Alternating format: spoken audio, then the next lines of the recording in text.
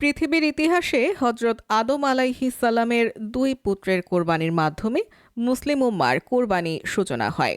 পবিত্র কোরআনে ইরশাদ হয়েছে, আর তুমি তাদের নিকট আদমের দুই পুত্রের সংবাদ যথাযথভাবে বর্ণনা করো, যখন তারা উভয়ে কোরবানি পেশ করল। অতঃপর তাদের একজন থেকে গ্রহণ করা হলো, আর অপরজন থেকে গ্রহণ করা হলো না। সে বলল, অবশ্যই আমি তোমাকে হত্যা করব। অন্যজন বলল, আল্লাহ কেবল মুত্তাকিদের থেকে গ্রহণ করেন। সূরা মাইদা ২৭। যদি তুমি আমার প্রতি তোমার হাত প্রসারিত করো আমাকে হত্যা করার জন্য, আমি তোমাকে হত্যা করার জন্য আমার হাত তোমার প্রতি প্রসারিত করব না। নিশ্চয়ই আমি সৃষ্টিকুলের রব আল্লাহকে ভয় করি। সূরা মাইদা ২৮।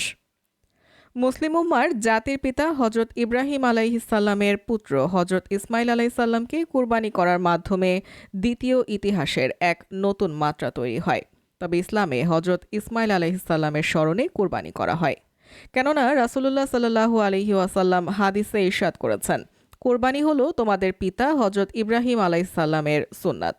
পবিত্র কোরআনে ইরশাদ হয়েছে, অতঃপর যখন সে তার সাথে চলাফেরা করার বয়সে পৌঁছালো, তখন সে বলল, হে প্রিয় বৎস, আমি স্বপ্নে দেখেছি যে আমি তোমাকে জবেহ করছি, অতএব দেখো তোমার কি অভিমত।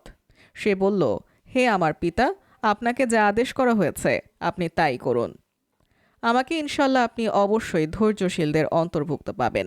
অতঃপর তারা উভয়ে যখন আত্মসমর্পণ করল এবং সে তাকে কাত করে শুইয়ে দিল। সূরা আস-সাফাত ১০২-৩।